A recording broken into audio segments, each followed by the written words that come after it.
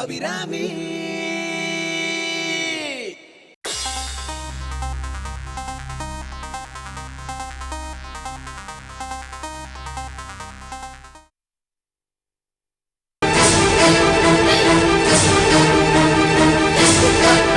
அபிராமி,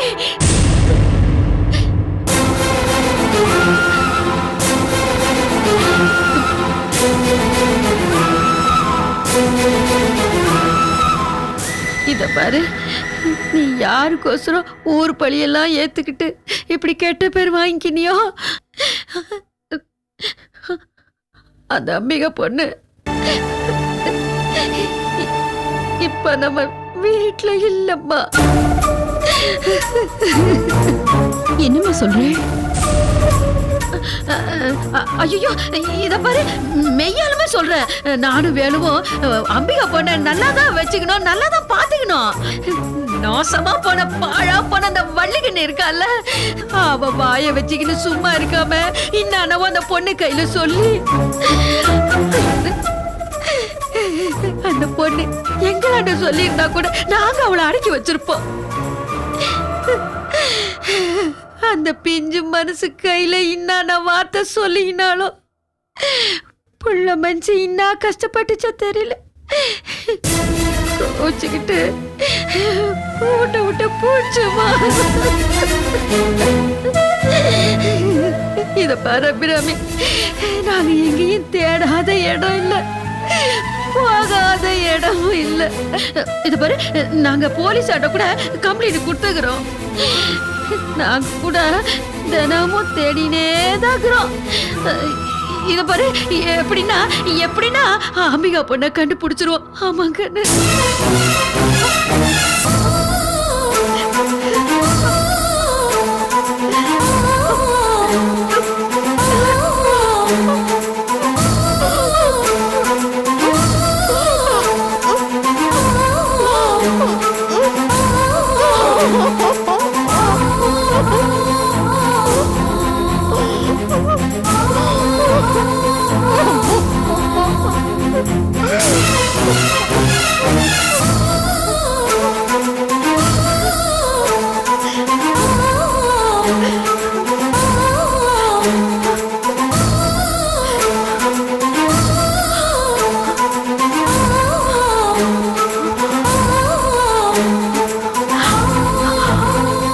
உங்களை நம்பிதானம்மா நான் விட்டுட்டு வந்தேன்.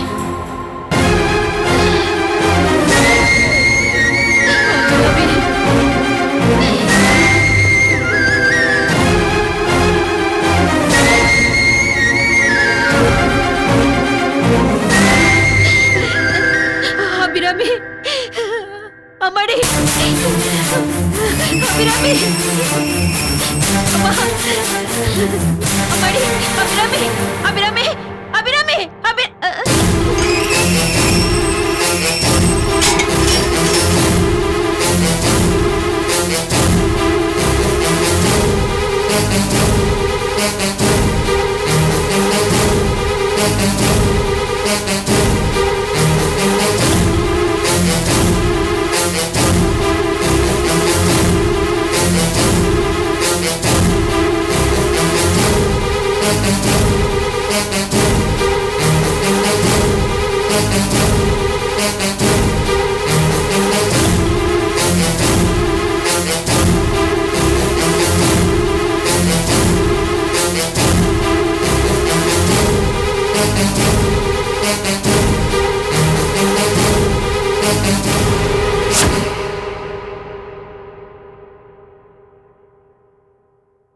கமலா, கமலா, என்னங்க?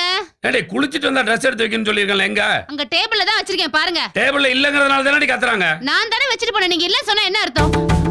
எங்கடி இருக்குது? இங்க தானே வச்சிட்டு போனேன்.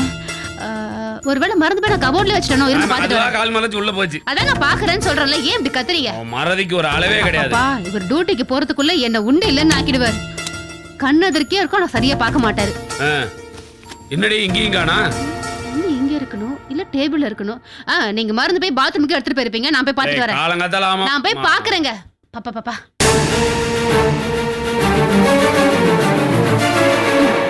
என்னங்க இங்க பாருங்க, Dress இங்க தான் இருக்கு. ஆமா இங்க நான் பாக்கும்போது அப்ப Dress இங்க இல்லையே, இப்ப எப்படி வந்துச்சு? இப்ப நீ நான் இங்க தான் நின்னா. அப்ப பாக்கும்போது இல்ல, இப்ப எப்படி வந்துச்சு?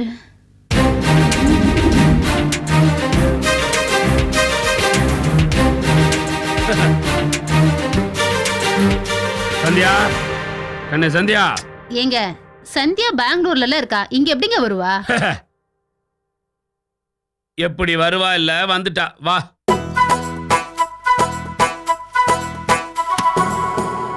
ஏ குட்டி கழுதை எந்திரி. ஐயோ விடுங்கப்பா, இன்னும் கொஞ்ச நேரம் அம்மாவை அழ வைக்கலான்னு பார்த்தேன், அதுக்குள்ள சொதப்பிட்டீங்களே. எப்படிப்பா கண்டுபிடிச்சீங்க? நீ நெத்தியில ஓட்டுற போட்டு என் சட்டை பையில ஓட்ட வச்சுட்ட. இங்க போலீஸ்காரனுக்கு இது போதாதா? யூ ஆர் வெரி ஸ்மார்ட் பா. ஆமா, நீ வரேன்னு சொல்லியிருந்தா ஸ்டேஷனுக்கு வண்டி அனுப்பிச்சிருப்பல்ல. இல்லப்பா, உங்களுக்கு ஒரு சர்ப்ரைஸ் கொடுக்கணும் தான் கிளம்பி வந்துட்டேன். அம்மா, நீ இப்படி பேரஞ்ச மாதிரி இருக்க? நீ அடிச்ச கூத்துல எனக்கு ஒண்ணுமே புரியல. அம்மா நீ எப்படி இருக்க? சித்தி சித்தப்பாலாம் ஊர்ல எப்படி இருக்காங்க? எல்லாரும் நல்லா இருக்காங்க. நீங்க 2 பேரும் எப்படி இருக்கீங்க? நான் அப்படியே இருட்டா இருக்கேன். உங்க அம்மா அப்படியே 16 வயசு புள்ள மாதிரியா இருக்கா. அண்ணா நீ எப்படி இருக்க? நான் நல்லா அது இருக்கேன்ப்பா. போதும்பா எனக்கு. அப்பா அப்பா, எனக்கு டியூட்டிக்கு டைம் ஆச்சுடா. ஏய் அவரை விடுடி. சரி நீ போய் ட்ரெஸ் சேஞ்ச் பண்ணிட்டு வா, நான் உனக்கு காஃபி எடுத்து வைக்கிறேன். அம்மா அதெல்லாம் வேண்டாம், நீ உட்காரு. நான் உன்கிட்ட நல்லா பேசி எத்தனை நாள் ஆச்சு? ஏமா இவ கிட்ட பேசுறதுக்காக தான் அடிச்சு புடிச்சு ஓடியாந்தாக்கும். ஒரு வாரம் 10 நாள் இருந்துட்டு வந்திருக்கலாம்ல. அது இல்லப்பா, நாளைக்கு காலேஜ் ரீஓபன் வேற. ஆமாமா, இவ போலன்னா அட்டெண்டன்ஸ் போட மாட்டாங்களாக்கும். நீ காலேஜுக்கே போலனாலும் அங்க அட்டெண்டன்ஸ் சொல்லுவோம். எக்ஸாமே எழுதலனாலும் உன்னை பாஸ் பண்ணி விட்டுருவாங்க. தேவராஜ் புள்ளனா சும்மாவா? காலேஜ் மட்டும் காரணம் இல்லப்பா, ஒரு வாரத்துக்கு மேல என்னால உங்களை பிரிஞ்சிருக்க முடியல. சந்தியா, நீ பேசுறது வேடிக்கையா இருக்குதுமா. ஒரு வாரம் கூட எங்க 2 பேத்தையும் பிரிஞ்சு உன்னால இருக்க முடியாதுன்னு சொல்ற. ஆனா ஆயுசுக்கு எங்களை விட்டு பிரியறதுக்கு அப்புறம் எப்படி திட்டம் போட்ட?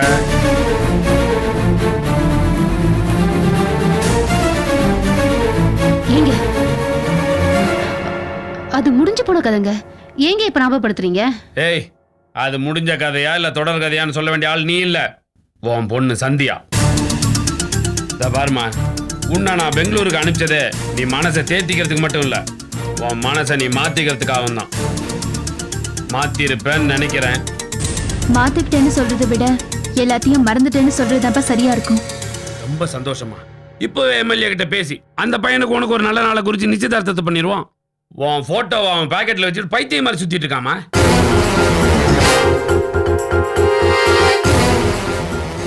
எப்ப பாரு எம்எல்ஏ பையன் எம்பி பையன், அவங்கள விட்டு உங்களுக்கு மாப்பிள்ளை கிடைக்க மாட்டாங்களா? ஏன் அவங்களே கட்டிட்டு அழறீங்க? என் பொண்ணுக்கு யாரை கட்டி வைக்கணும் உனக்கு என்னடி தெரியும்? என் பொண்ணை நான் இளவரசி மாதிரி வளர்த்திருக்கேன். போற இடத்துல மகாராணி மாதிரி வாழணும். அவ மகாராணி மாதிரி வாழணும்னா எம்எல்ஏ எம்பின்னு டெல்லியை தாண்டி போனா தாண்டி நடக்கும். உன் சொந்தக்காரன் எவனாவது மூக்கு ஒலிக்கிட்டு இருப்பான், அவனை கட்டி கொடுத்தா வாழ்ந்துருவாள் சந்தோஷமா. அதெல்லாம் உனக்கு ஒண்ணும் புரியாது. கண்ணே நீ என்ன சொல்ற? அப்பா, நான் காதல தான் மறந்துட்டேன்னு சொன்னேன், கல்யாணத்துக்கு நான் இன்னும் தயாராகலப்பா. ஏமா, கல்யாணங்கிறது என்ன எக்ஸாமா? நீ ப்ரிப்பேர் ஆயிட்டு போறதுக்கு. நீ ஒரு பையனை செலக்ட் பண்ண, அவன் தப்பானவன் தெரிஞ்சது அவனை விட்டு விலகி வந்துட்ட. அவனை விட பணத்திலையும் பாசத்திலையும் உயர்ந்த ஒரு பையனை நான் பார்த்து வச்சிருக்கேன். அவனை கட்டிக்கிறதுல உனக்கு என்ன வருத்தம்?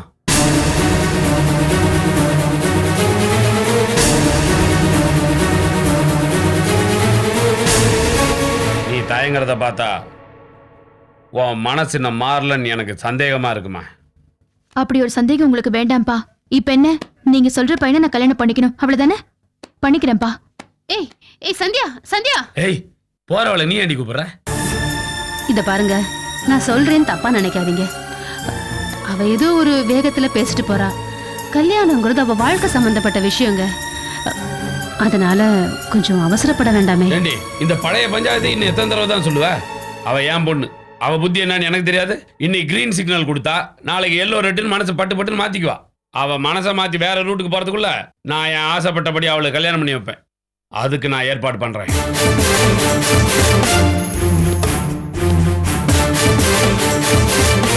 ஐயோ,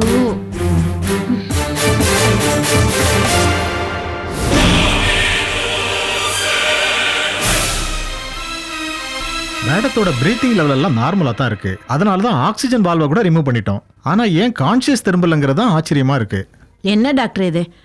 நான் வரும்போதெல்லாம் சரண்யா கண்ணை திறப்பாங்கிற நல்ல செய்தி சொல்லுவீங்கன்னு பார்க்குறேன், எதுவுமே சொல்ல மாட்டேங்கிறீங்க. அம்மா இன்னைக்கு நாளைக்குன்னு இதையெல்லாம் ஜோசிய மாதிரிலாம் சொல்ல முடியாதும்மா. மேடத்தோட உடம்புல இருக்கிற எல்லா ஆர்கன்ஸும் நார்மல் ஃபங்க்ஷனுக்கு வந்தாச்சு. ஆனால் கான்ஷியஸ் திரும்பாமல் இருக்கிறது தான் எங்களுக்கே ஆச்சரியமாக இருக்கு. நான் ஒன்று பண்ணுறேன், பிஸ்மானிட்டர்னு ஒரு எக்யூப்மெண்ட் இருக்கு, அதை நான் ஹையர் பண்ணுறேன்.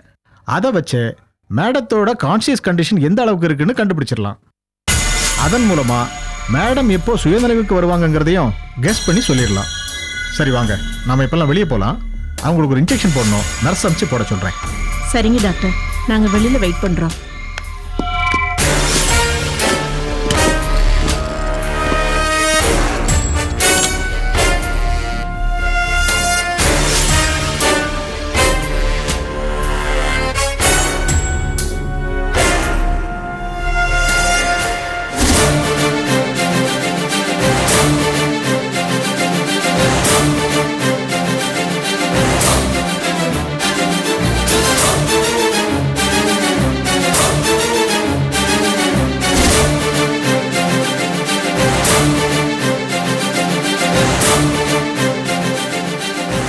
பிஸ்மானிட்டரை கனெக்ட் பண்ண கான்ஷியஸ் இருக்கா இல்லையான்னு செக் பண்ணுவாங்க. இப்போ என்ன பண்றது? நம்ம எந்திரிச்சு உட்கார்றது தான் நல்லதுன்னு நினைக்கிறேன்.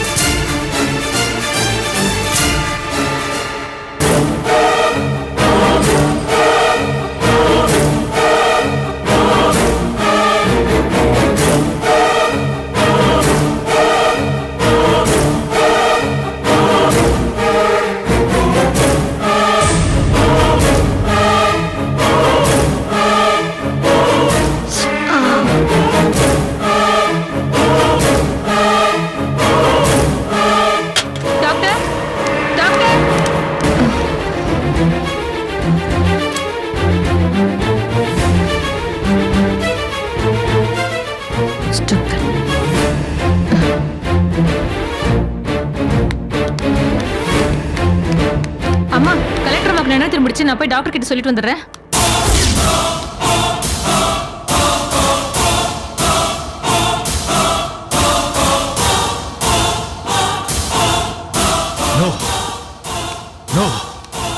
டேய், என்னடா இவ இப்படி சொல்லிட்டு போற? எனக்கு ஒன்றும் புரியலம்மா.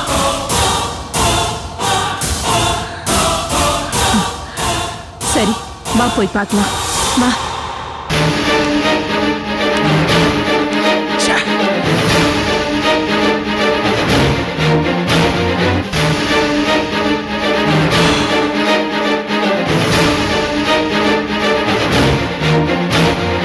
சரண்யா, சரண்யா, சரண்யா, சரண்யா, என்னம்மா? சரண்யா, என்னம்மா அப்படி பாக்குற? நான் தான்மா. நீ சீக்கிரமா நல்லபடியா குணமாகணும்னு நான் வேண்டாத தெய்வமே இல்லம்மா. என் வேண்டுதல கடவுள் கேட்டுட்டாரு. ஆமா ஆமா சரண்யா, எனக்கு என்ன சொல்றதுனே தெரியல. I'm really very lucky. Madam, how do you feel now?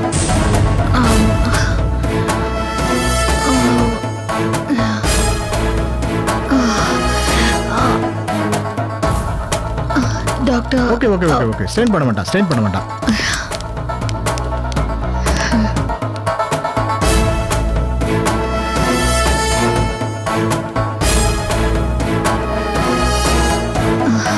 Don't worry madam, உங்களை சுற்றி இருக்கிற சூழ்நிலையை புரிஞ்சுக்கிறதுக்கு கொஞ்சம் நேரம் ஆகும்.